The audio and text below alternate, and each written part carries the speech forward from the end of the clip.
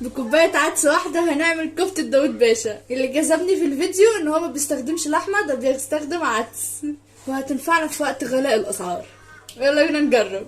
مكوناتي: معايا هنا كوباية كبيرة من العدس سلقاه كويس على البوتاجاز ولازم يستوي كويس كله، نص كوباية بقسماط، بصلاية متقطعة مكعبات، ونص حزمة بقدونس. معايا هنا طبعا صلصة فرماها.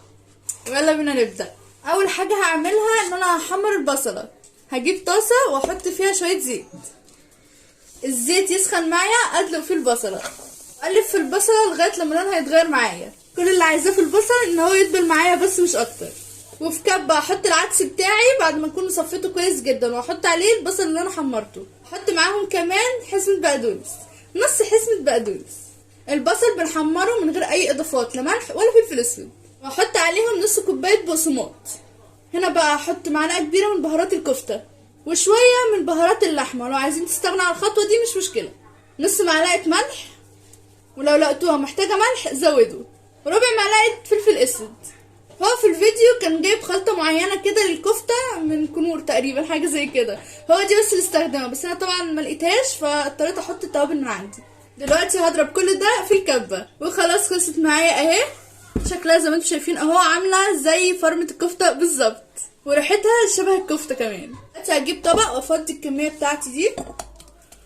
اهم حاجه في الوصفه دي ان العدس يكون متصفي كويس جدا. تاني حاجه البقسماط، لان هو اللي بيخلي العجينه معايا متماسكه. طاسه سخنه وفيها نقطه زيت زي ما انتم شايفين، وابدا اكور الكميه بتاعتي. كوروها الحجم اللي انتوا عايزينه، انا هكورها الحجم ده، ونقوم حاطين في الطاسه على طول تستوي معايا بالشكل ده. طاسه على النار، هحط فيها شويه زيت صغنطتين، وهحط عليها الصلصه اللي انا عصرتها. عايزين تحطوا توم او بصل انتوا احرار جدا، هو عملها من غير اي حاجه، هو عملها بمرقه كفته، نفس المرقه ما لقيتهاش برضو، فهحط ماجي عادي جدا. ربع معلقه فلفل اسود ومعلقه ملح. عايزين تزودوا اي توابل لحمه انتوا احرار، انا عملتها زي ما هو عاملها بالظبط. نقلبهم مع بعض. دلوقتي هحطها على النار لمده 5 دقايق. الصلصه غليت معايا، دلوقتي هفضي فيها كميه الكفته بتاعتي، هرجعها على النار تاني لغايه لما تستوي معايا. وخلصنا خلاص، بس في جزء منها اتفرفر معايا خالص، انا معرفش ليه، بس عامه هندوق اللي اتعمل. يا طلع معانا مكوره، بس زي ما قلنا بينا ندوق. بسم الله. تحفه. اللي عجبني ان حرفيا طعمها زي ما يكون لحمه بجد، يعني ممكن نستغنى عن اللحمه ونستخدم العدس ابو جبه او العدس الاسود. اللي فرق معايا بس انها اتفرفرت في الحله، بس عن نفسي لا، هي تستحق التجربه بجد. كل الاحوال لا، هي طعمها فعلا بيدي طعم كفته بالظبط.